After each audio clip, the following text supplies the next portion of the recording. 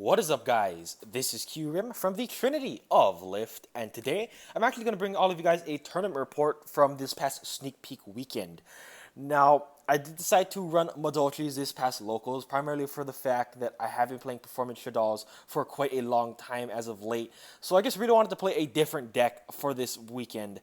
And I did decide to play Madolche primarily because of the fact that this deck actually topped in Cincinnati, I believe.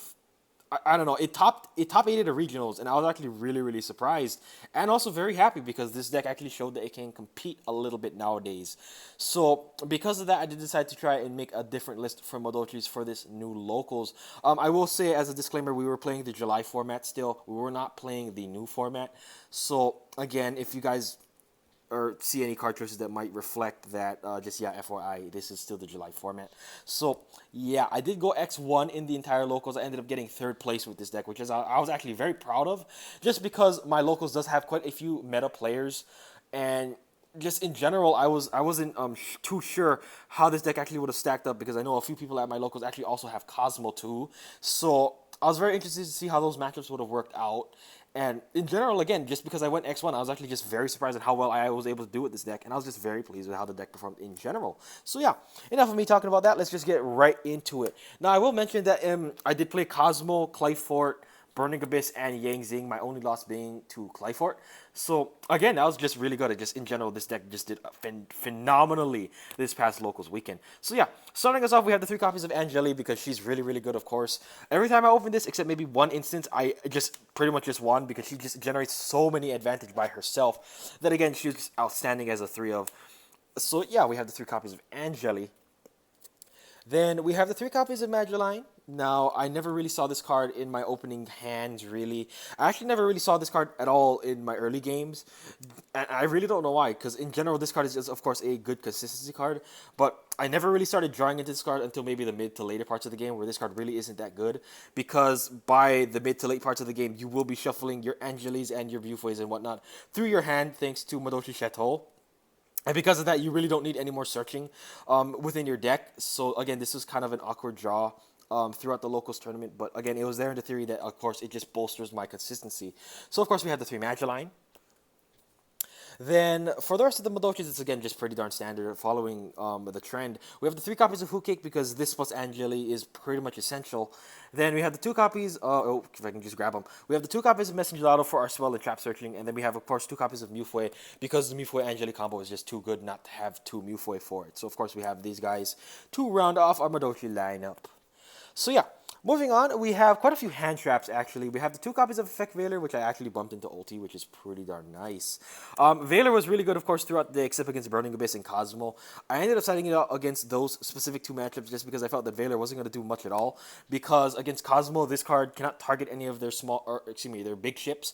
It can only stop the grills, and really, I felt that there was better ways to stop the things like the Farm Girl and the Good Witch rather than Veiler, because again, they can also just tag out and summon a big ship when you attempt to Veiler them too. So in general, I was signing this out, and of course we side this out against Burning Abyss, and oh yeah, and also Qliphort too. Well, yeah, now I think about it, I did side this out against majority of my matchups this past weekend, because again, it's also really bad against Qliphort, as you guys probably can guess, and then it's also really bad against Burning Abyss because there's no real good card that you can hit with this card.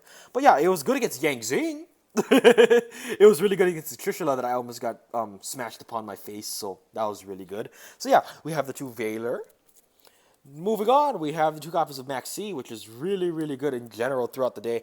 Of course, I feel that Maxi is a really strong main deck hand trap because, again, Nodin is running around and all that kind of stuff. And I ended up seeing this card against my Burning Abyss matchup. And it was really strong again because this card can just really make Burning Abyss players have to stop their plays. Otherwise, they're going to just give you, like, what, a +3 maybe. So, again, Maxi was just great throughout the entire day. Moving on, we have 1 copy of Ghost Ogre and Snow Rabbit. Now, this card was fairly lackluster throughout the day. I never saw it against Qliphort, which is probably the matchup that I did want to see it against. And in general, every time I drew this against the other matchups, I felt that it was really not that good of a card. I ended up hitting a Baxia in my Zing matchup, which is actually pretty darn strong. But outside of that, I really never used this card, either because I never saw it, or whenever I did draw it, I never had a reason to use it. So really, again, it was just there in theory for just being a good hand trap, but I never found the chance to use it, really. Moving on to the final hand trap, I have one copy of Construction Train Signal Red, primarily because of my bias that I really just love this card because it looks so cool. I mean, look, it's a little train.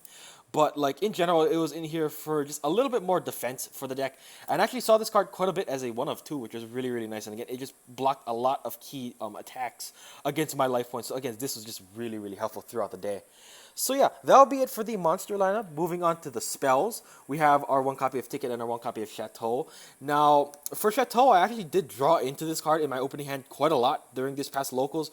It was actually really infuriating because, again, like I've probably told you guys many times before, I never want to draw into these cards because I can search them out just by drawing into an Angeli pretty much. And because I drew into this, it was just really weird because it was essentially a card that doesn't advance me enough in my opening play. But the good thing actually that came out of it was that a lot of my people at my locals actually are main decking MST. So the Chateau was actually a really good bait for the MSTs, and it allowed me to just basically wall up with my back row, which I actually run quite a bit of in this deck. So again, in general, it was alright. Again, I don't want to personally draw into this card all that much, but when I did, it was playable, I guess you could say. So yeah, that'll be it for the Madolche spells. Moving on to the other spells, we just have 3 copies of Instant Fusion to act as our only other combo pieces with our Angeli. Now, again, like I said, this is a very streamlined version of the Madolche deck because I did take a lot of inspiration from the original deck that did top recently. And with Instant Fusion, you do not have to run any, I guess you could say, cards to make this combo piece live, like the Gem Knights with the Brilliant Fusion Engine or the Psychics with the Emergency Teleports. So because of that, you can have a lot more room to put other cards that you might want, as well as, again, it helps you brick less. So in general, this card was actually really, really good throughout the day. I did get off a couple of Instant Fusion Angeli combos as well throughout the day. And in general, just Instant Fusion, I just am really liking it as a 3 of now in this specific deck just because of how versatile this card is now. So yeah, we have the 3 copies of Instant Fusion. Then we have a few 1-ofs in the form of 1 Raigeki for clearing boards. This was always really good throughout the day. We have the 1 copy of Book of Boon to help me avoid Veiler. We have the 1 copy of Forbidden Lands to give us a little bit of back row protection. And then finally, for the last 3 spells, it's the 3 copies of the obligatory Upstart Goblin because I personally love me my 37 card consistency. So yeah, that'll be it for the spell lineup. I really cannot complain about the spell lineup. It was just really good throughout the day, and I'm probably not going to change much of it going forward. So yeah, moving on to the traps, we have the 3 copies of Fiendish Chain for the effect negation that it does bring about and the defense that it also brings about with its attack blocking. So it was really, really good. I actually stopped a 3,500 attack point Beals from smacking my face with this card. So again, just in general, it just saved me quite a bit. It also helped me stop quite a few farm girls actually, which is also really nice in my Kozmo matchup. So yeah, we have the 3 copies of the Fiendish Chain. Then we also have 2 copies of the Breakthrough skill because, again, like I said, we were playing the July format. So I was, again, afraid of the Necros of Unicorn. Albeit it is going to 1 in the next format. For this current one, I still feel that Breakthrough skill was, again, just really, really strong at outing things like Unicorn. But probably when we get to the November format, I'm probably going to take these out of the main deck. And it's probably either going to be a side deck or no deck kind of card. Just because, again, Unicorn is going to be a 1 of now. And if you can out the 1 Unicorn, it really won't be a problem anymore. So really, going forward, this card is probably going to come out. So yeah, moving on to the other traps, it's just the really, really strong 1-of traps. We have the 1 copy of Emptiness, which I saw quite a few times throughout the day, and it was just really good whenever I did see it. We have the 1 copy of Ring of Destruction, which was here in the theory of just good spot removal, but I never saw it throughout the entire locals. We have the 1 copy of Warning, which is really good against Yang Zing, actually. Again, just sorry to hype on that Yang Zing matchup. But a lot of these cards actually just put in a lot of work against that match. We also have the 1 copy of Bottomless, which I also didn't see. Sadly, I wish I did see it against Qliphort, which it would have just helped a lot. But sadly, again, I did not see it in that Qliphort matchup that I lost. And then finally, we have the 1 copy of the Torrential just to act as a good just board clear.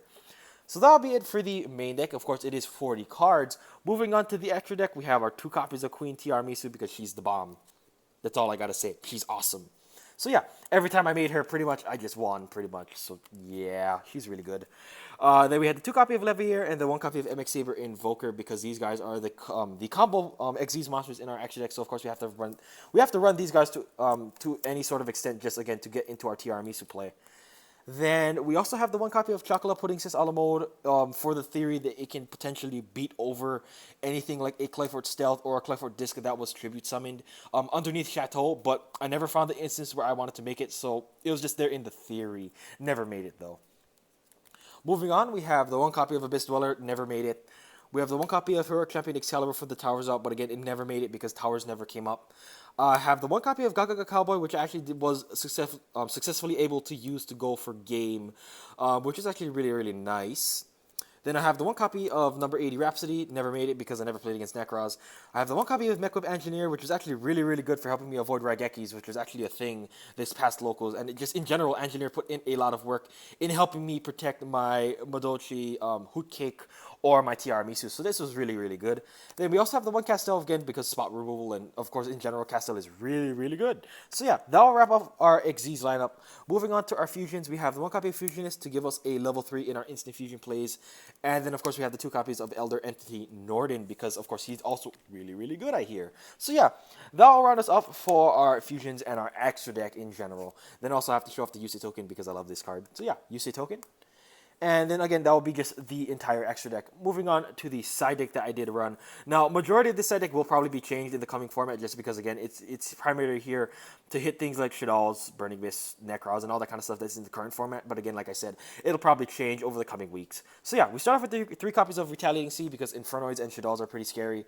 But I never played either of those matchups throughout the day, so this card was pretty much irrelevant in the side deck.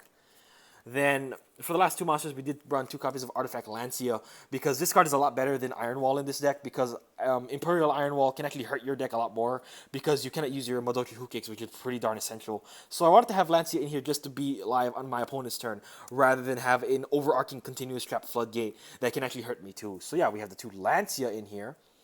Then for the spells that I cited three copies of MST because just generally back row is the bane of Madolches as usual. So having a way to clear the back row is never really a bad thing. And especially Lose a Turn because Lose a Turn did get that Astro Pack 8 reprint. And now that it's being a lot more accessible, a lot more people are going to play it. So I guess again, I wanted to have the MSTs in here to stop all those Lose a Turns. Then for the traps, we have 3 Mind Crush for Necros and Qliphort. It was really, really good against Qliphort in general because I was actually able to Mind Crush in the Qliphort towers out of my opponent's hand, so that was really, really good. Then we have the 2 copies of Shadow Mirror for Burning West and Shaddol, and then finally the 2 copies of Mirror Force for just general good utility side decking, and it was actually really, really good throughout the entire weekend. So, yeah, hope you guys all very much did enjoy this tournament report from Madolches. I will be probably playing this deck quite a few times in this coming format because I feel that Madolches are actually a pretty solid competitive choice now. So, look forward to a lot of variants of Madolche in the coming weeks, as well as I also have a few more deck profiles lined up for this coming weeks too for the November profile, or excuse me, for the November ban list. So yeah, look forward to all of that. So yeah, hope you all did very much enjoy this deck profile and tournament report. And as always, this is QRim from the Trinity of Lift, and I'll see all of you guys later. Peace out.